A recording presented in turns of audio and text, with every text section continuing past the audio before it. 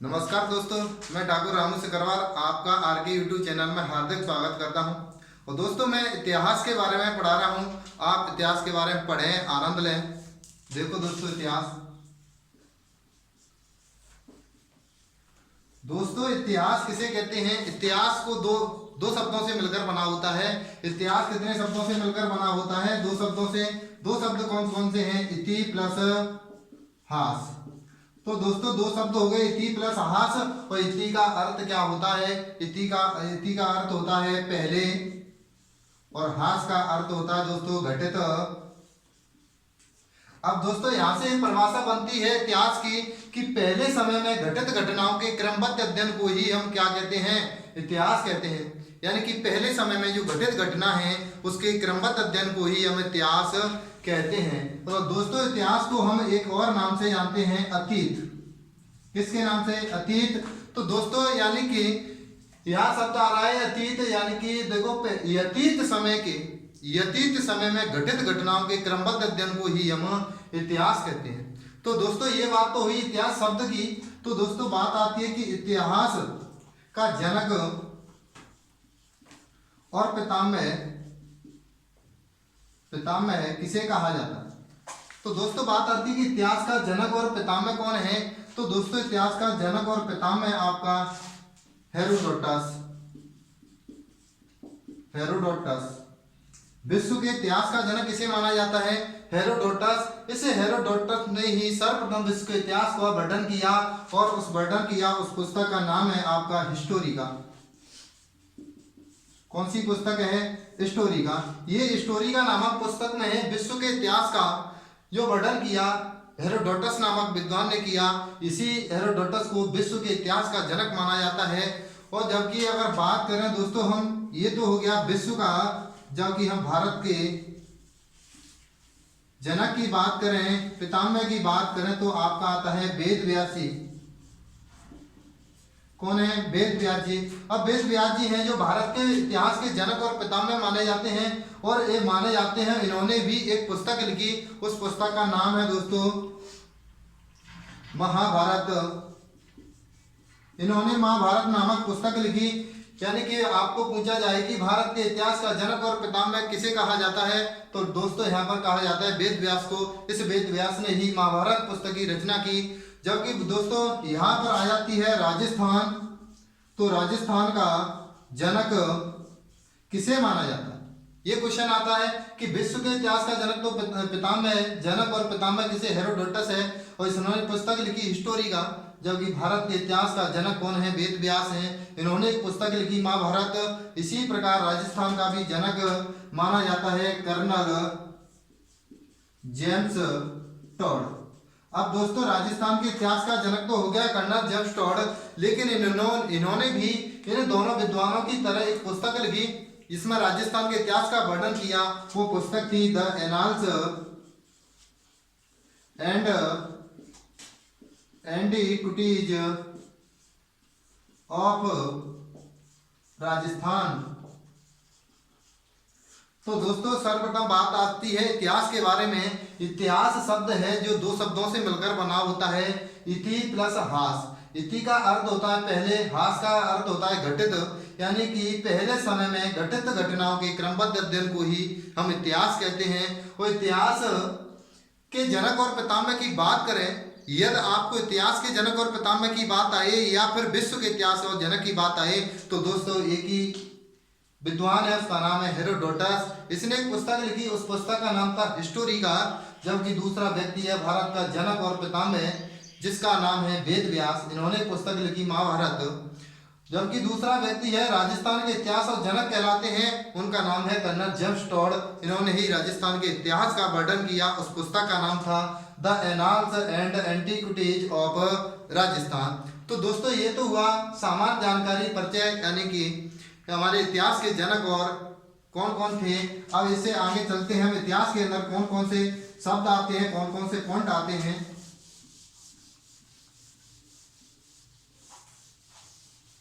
तो दोस्तों, इतिहास को तीन भागों में बांटा गया है। नंबर 1, प्राग ऐतिहासिक काल।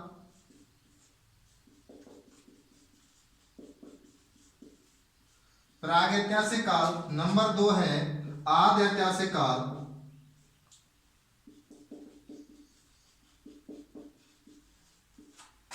नंबर 3 ऐतिहासिक काल।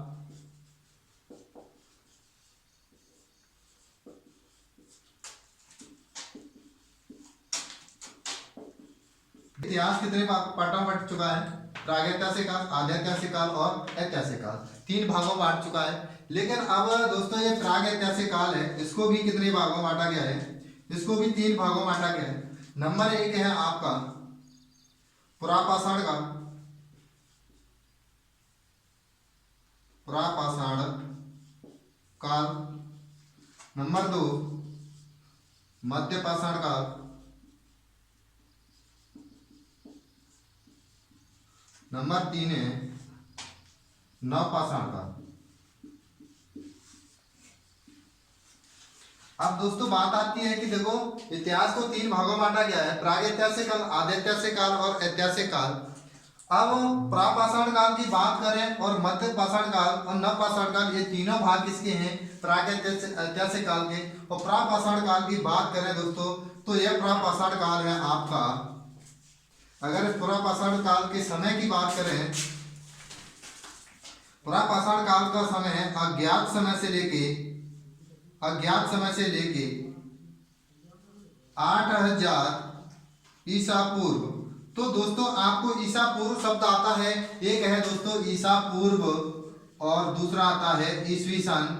तो इन दोनों में एक अंतर आप सभी को पता ही होगा। जो ईसा मसीह है उसके जन्म से पूर्व की बात होती है तो उसके लिए ईसा पूर्व आता है, जबकि ईसा मसीह के जन्मदिन के बाद की बात आती तो ये है। लेकिन जन्म से पहले की बात आए तो ईसा पूर्व लगती है, और जबकि जन्म के बाद की बात आए तो ईसवी सन होती है, जब से ईसवी कैलेंडर की शुरुआत हुई उससे। तो दोस्तों प्रापाषाण काल की बात करें अज्ञात समय से कब तक है? 8000 ईसा पूर्व तक। जबकि मध्यपाषाण काल की बात करें तो दोस्तों ये है 8000 ईसा पूर्व से लेके 4000 ईसा पूर्व तक। इसका समय कब तक आता है? 8000 ईसा पूर्व से लेके 4000 ईसा पूर्व तक। तो दोस्तों नवपाषाण काल की बात आती है या 4000 ईसा पूर्व से लेकर के 2500 ईसा पूर्व तक। ईसा पूर्व। अब दोस्तों यानी कि प्रागैतिहासिक काल की बात करें तो 3 भागों में बांट चुका है, पुरापाषाण काल, मध्यपाषाण काल, नवपाषाण काल। तो पुरापाषाण काल का हम समय की बात करें तो पुरापाषाण काल का समय अज्ञात समय से लेकर 8000 ईसा पूर्व, जब मानव की उत्पत्ति हुई, उस उत्पत्ति के समय मानव को समय की कैलेंडर की यानी कि अज्ञात समय की कोई जानकारी नहीं थी। उस समय कैलेंडर के बारे में कोई जानकारी नहीं थी, यानी कि मानव को क्रिया संपन्न होने से ठीक समय की बात है अज्ञात समय से लेकर 8000 ईसा पूर्व। जबकि दोस्तों ये मध्यपाषाण काल कब का है? यानी कि ये मध्यपाषाण काल है 8000 ईसा पूर्व से 4000 ईसा पूर्व। जबकि ये कौन सा है? मध्यपाषाण काल है। मध्यपाषाण काल की बात करें दोस्तों तो 4000 ईसा पूर्व से लेके 2500 ईसा पूर्व। कितना है? 2500 ईसा पूर्व तक। तो दोस्तों यहाँ ये तीनों आएंगे। अब आता है आदि ऐतिहासिक काल। आदि ऐतिहासिक काल को भी दोस्तों 2 भागों में बांटा गया है। 2 भागों में बांटा गया है। एक आपका है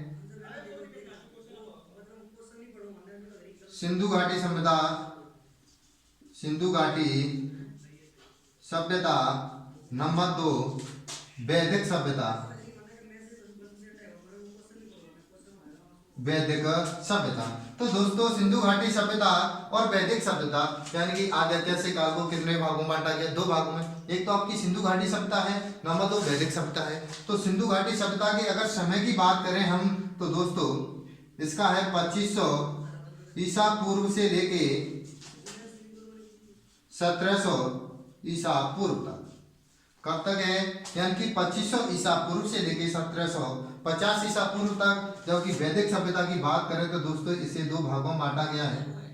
इसके 2 भाग हैं। पहला है ऋग्वैदिक काल, ऋग्वैदिक काल। दूसरा है उत्तर वैदिक काल, उत्तर वैदिक काल। अब दोस्तों ऋग्वैदिक काल की बात करें तो ऋग्वैदिक काल की शुरुआत 1500 ईसा पूर्व से लेके 1000 ईसा पूर्व तक हुई। ऋग्वैदिक काल का समय कब से कब तक है? 1500 ईसा पूर्व से 1000 ईसा पूर्व तक। जबकि उत्तर वैदिक काल की बात करें दोस्तों तो ये हमारा 1000 ईसा पूर्व से लेके 600 ईसा पूर्व तक। अब दोस्तों ये चीज हो चुकी है कि प्रागैतिहासिक काल को 3 भागों में बांटा गया है, आदि ऐतिहासिक काल को भी 2 भागों में बांटा गया है, सिंधु घाटी सभ्यता, वैदिक सभ्यता। जबकि वैदिक सभ्यता को भी 2 भागों में बांटा गया है, ऋग्वैदिक काल, उत्तर वैदिक काल। अब दोस्तों बात आती है ऐतिहासिक काल। तो दोस्तों ये ऐतिहासिक काल को भी कितने भागों में बांटा गया है? 3 भागों में बांटा गया है। इसके 3 भाग हैं। आपका पहला है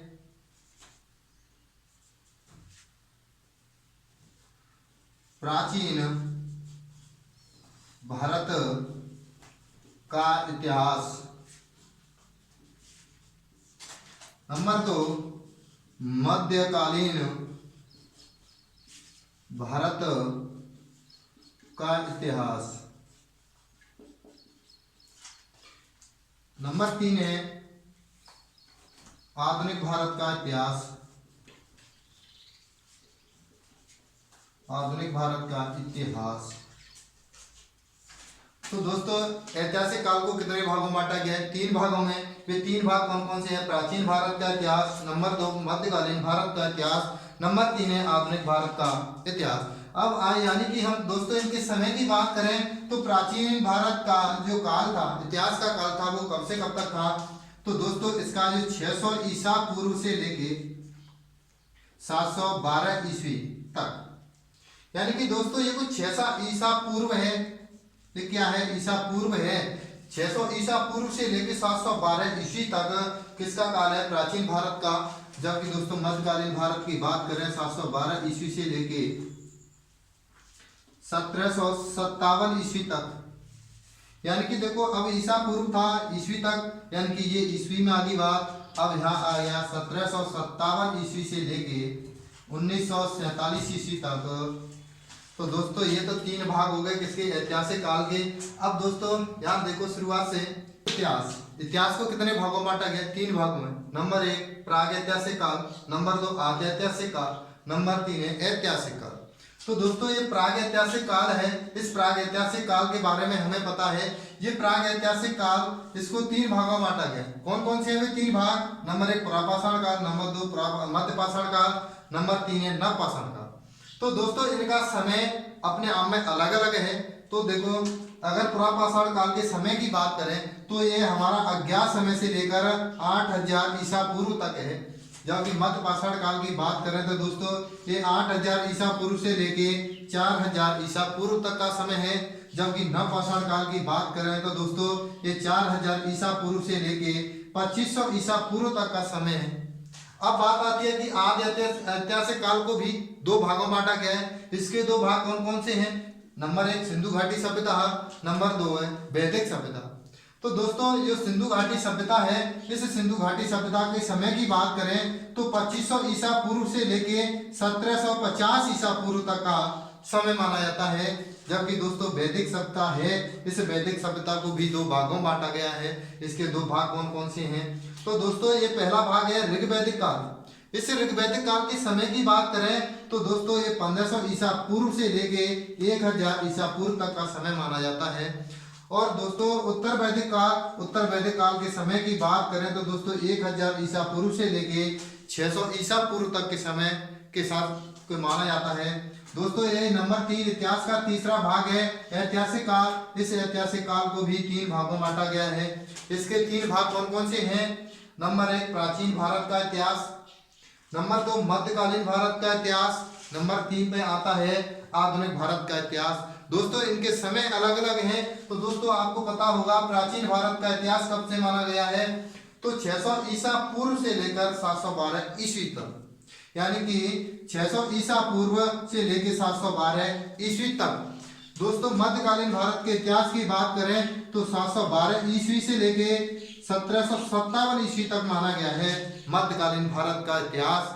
दोस्तों जबकि आधुनिक भारत के इतिहास की बात करें तो 1757 ईस्वी से लेके 1947 ईस्वी तक भारत का आधुनिक इतिहास माना जाता है। दोस्तों भारत के आधुनिक इतिहास तक हम पहुंच चुके हैं और इन तीनों भागों के बारे में सभी के बारे में एक एक करके पढ़ेंगे। लेकिन दोस्तों अगर बात करें कि प्राग ऐतिहासिक काल, आदि ऐतिहासिक काल और ऐतिहासिक काल, इन तीनों भागों में क्यों बांटा गया था, इस इतिहास को 3 भागों में क्यों बांटा गया, तो दोस्तों आप स्क्रीनशॉट लेना चाहते हो तो ले लिए, मैं इसके बारे में बताता हूं अभी आपको।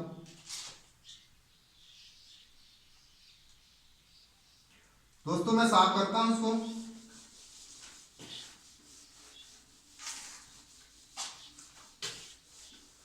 तो दोस्तों देखो, प्राग ऐतिहासिक काल, इस प्राग ऐतिहासिक काल क्यों कहा जाता है, तो देखो प्राग ऐतिहासिक काल में पुरातात्विक जो अवशेष थे, यानी कि जो साक्ष्य थे, यहाँ से हम बोल सकते हैं सो साक्ष्य जो ताम्रभाड़ मिले वो तो सभी मिले पुरातात्विक यानी कि प्राग ऐतिहासिक काल में, लेकिन जो लिखित साक्ष्य हमें कोई इस काल से कोई लिखित साक्ष्य प्राप्त नहीं हुआ, इसलिए इसे प्राग ऐतिहासिक काल कहा जाता है। दोस्तों जबकि आदि ऐतिहासिक काल की बात करें तो यहाँ पर हमें यानी कि जो ताम्रभाड़ जो साक्ष्य थे, पुरातात्विक साक्ष्य थे, वे सभी मिले, लेकिन यहाँ पर लिखित साक्ष्य भी मिला, और लिखित साक्ष्य मिला तो था लेकिन इसे पढ़ा नहीं जा चुका, यानी कि इस भाषा में, इस लिपि में लिखे हुए जो साक्ष्य मिले थे उनको पढ़ना असंभव था, इसलिए हम पढ़ नहीं सके, इसलिए इसे आदि ऐतिहासिक काल कहा जाता है। जबकि दोस्तों ऐतिहासिक काल की बात करें तो यहाँ पुरातात्विक साक्ष्य भी मिले और यहाँ पर लिखित साक्ष्य भी थे, और इन लिखित साक्ष्यों को पढ़ा भी गया, यानी कि लिखित साक्ष्य थे, उन साक्ष्यों को पढ़ भी लिया गया, इसलिए ऐतिहासिक काल के बारे में ये पूरी जानकारी थी। दोस्तों यहाँ से आगे हम आप अपने विचार बताइए कि हमें यहाँ से प्राचीन भारत का इतिहास स्टार्ट करना है या हमें मध्यकालीन भारत का इतिहास या आधुनिक भारत का इतिहास, आप कमेंट बॉक्स में हमारे चैनल पर बताइए और वहीं से हम स्टार्ट करेंगे। आपके पसंद के हिसाब से आपको कौन सा अच्छा लग रहा है, मध्यकालीन भारत या आधुनिक भारत या प्राचीन भारत, आप कमेंट बॉक्स में बताइए और हम यहाँ से आगे आपके लिए नेक्स्ट वीडियो लेकर आएंगे आपके कहने पर ही, जिसमें आप चाहते हैं पढ़ना। और यहाँ से आगे आप देखिए और इस हमारे YouTube चैनल को लाइक, शेयर एंड सब्सक्राइब कीजिए और अधिक से अधिक दोस्तों के लिए शेयर कीजिए। Thank you.